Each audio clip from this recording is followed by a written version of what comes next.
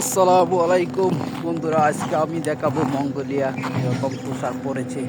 ওরে বাপরে বাপ, -40। এই মুহূর্তে আমি আছি একটু শেডের উপরে। এই শেডের অবস্থাটা একটু দেখাই যে কীরকম। এই যে দেখেন, বরফ পরে একবারে জমে কির হয়ে গেছে।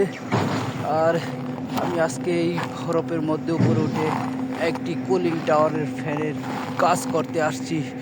যেরকম ঠান্ডা দেখছেন, বলার মতো নাই। 1 মিনিট থাকা যাচ্ছে না এখানে, খুব ভয়াবহ অবস্থায়। -40 আজকে যদি দেখায় আপনাদেরকে, এই টিন শেড পুরাটাই একবারে বরফে ঢাকা পড়ে গেছে। তো তার মধ্যে কাজ করে যাচ্ছি। বিদেশ যে মানুষ আছে শখে, তো শখে না, বিদেশ এমনিতেই আসে না মানুষের। যারা আসে তারা বোঝে বিদেশ কীরকম। আমি কথা বলতে পারতেছি না, এত পরিমাণ ঠান্ডা, আমার হাত বরফ হয়েছে। ভাই খুব, ভাই আমার জন্য দোয়া করবেন।